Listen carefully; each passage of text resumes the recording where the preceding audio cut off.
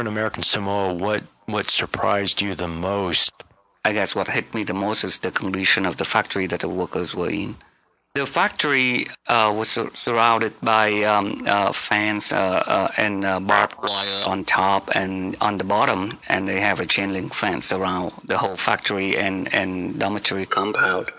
The gate has a guard shack where the guard sit there and control the worker movement in and out of the factory. The factory are made of tin panels with tin roof. It's really hot. The temperature over there is regularly 90 degrees, and inside the factory or the dormitory, it reaches way over 100 degrees. Yeah, it's a contemporary form of slavery, they call it slave labor. But they don't prosecute them cause it's how they make paper. When you rockin' that fly shit that's made in China by an 8-year-old child trying to feed his mama, he exposed to contamination and disease. And only 55% of them will get degrees. And the women have to try to placate the boss because of sex discrimination in the labor force. The slave master only let them speak in sign language, and they suffering from lung disease and eye damage. 14-hour shifts, 7 days a week, 2 shitty meals a day, very little sleep. Human life only worth 3 cents an hour. All human rights lost, no sense of power. What did 400 years in the grave pass us? Only the improved cleverness of slave masters. Is life worth living if you living in hell? When the mind is confined to a prisoner cell, and the lies they devise in a system that fell, but I expect the system to fail.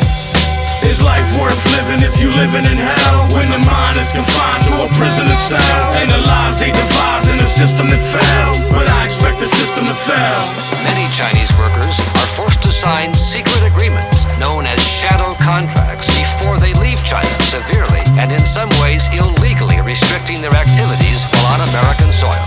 Workers are forbidden to participate in any religious or political activity, or to ask for a salary increase, or even to fall in love or get married. It's 1.6 million people locked in jail. They the new slave labor force trapped in hell. Damn, they generate over $1 billion worth of power, and only getting paid 20 cents an hour. They make clothes for McDonald's and for Applebee's, and working 40-hour shifts in prison factories. And while we sit around debating who to whack 'em sees, they have to work when arthritic pain attack the knees. Slavery's not illegal, that's a fucking lie. It's illegal unless it's for conviction of a crime. The main objective is to get you in your fucking prime and keep the prison full and not give you a fucking dime. But they the real criminal, keeping you confined for a petty crime, but they give you 2 to 9. And ain't nobody there to protect you except a bunch of incompetent human rights inspectors. Is life worth living if you living in hell? When the mind is confined to a prisoner cell, and the lies they devise in a system that fell, but I expect the system to fail. Is life worth living if you living in hell? When the mind is confined to a prisoner cell, and the lies they devise in a system that fell, but I expect the system to fail. The sweatshop situation kind of pervasive and kind of take advantage on the people that are poor and at an economic disadvantage. This Chinese woman made t-shirts and pants at the factory until she became pregnant. I was pregnant. They tell me to have an abortion.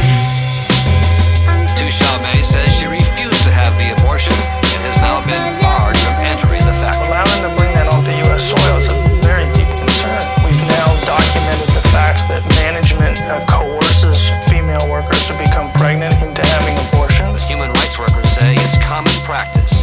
Inside that factory, Chinese law applies, and Chinese law is supreme. Even though it's the United States of America. That's right. The flag doesn't fly inside there.